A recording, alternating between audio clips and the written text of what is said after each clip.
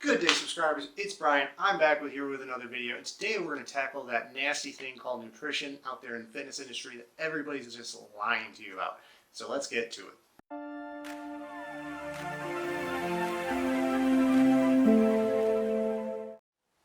Alright guys, so the fitness industry and me, we don't get along in the sense with nutrition because they're always trying to peddle you something, whether it's the next fad, that's Keto, Atkins, Paleo, intermittent fasting. That's a great one. I love intermittent fasting. Well, actually, I like breakfast. That's what intermittent fasting is. You're skipping breakfast. Wow. And basically, intermittent fasting, if anybody doesn't know, all you're doing is you're taking and you're shrinking your window to eat. All of these diets, they all have one thing in common. They're taking out highly processed foods. Wow, you can make a conscious effort doing that yourself. You don't have to spend, $30, $40 on a specialty cookbook, right? Here to this rule that I'm about to tell you, you're going to meet your goals without sacrificing your day-to-day life, without being miserable on your new eating protocol. All right, so I use the word eating protocol and not a diet because diets insinuate that you're crashing over 30 days or 3 months or whatever it is, but an eating protocol is consistent. And consistency is the key to reaching your goals, not crashing. Keep that in mind. So if you adhere to Paleo, Keto, or Atkins as your eating protocol, great. I love it. Just keep it up. But if you're doing this for 30 days and then you're reverting back to your old ways, sorry, it's not for you. You need to do something different. So with that being said, let me tell you about this 80-20 rule.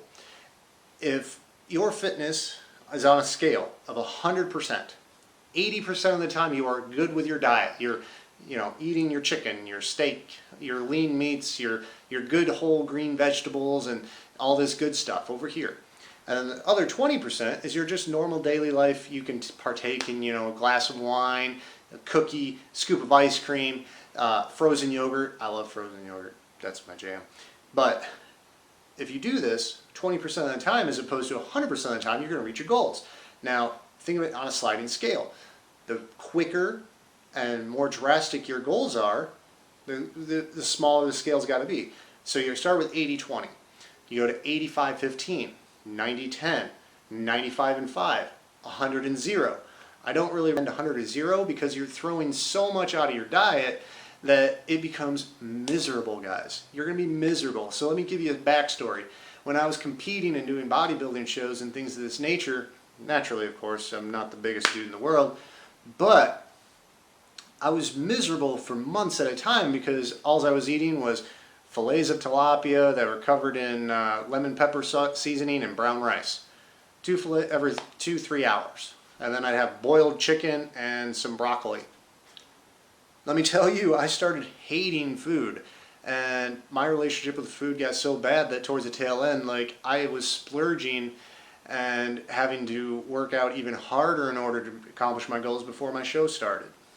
It was miserable, guys. So that's the key. You can't make yourself miserable. You have to adhere to a principle.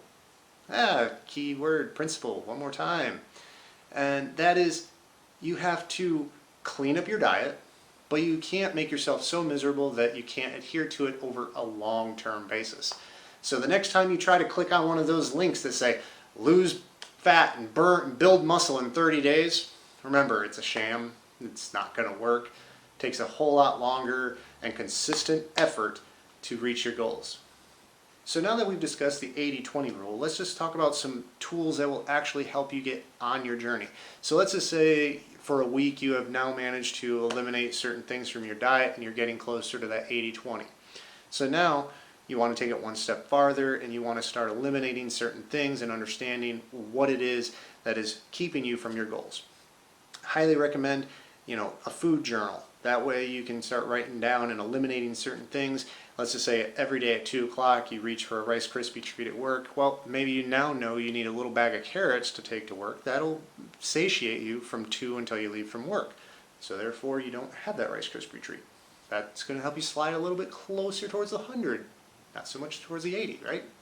So next thing is, you now say you don't like writing things down and you're more tech oriented. I highly recommend the app MyFitnessPal. It'll help you out with your macros, you know, tracking all of your daily calories and things of that nature. So there you guys have it, another video down, and this one is debunking the biggest problem with the fitness industry, because nutrition is big time money, guys. I want you guys to hammer home the fact that it's just a principle that you have to adhere to over a long period of time, and not some crash diet that you're paying out of pocket for. Like the video, click subscribe, hit that notification bell so you never miss another video by me. Otherwise, hit me over on Instagram at Basics with Brian. And other than that, you guys have been awesome. I'll catch you guys later. Bye.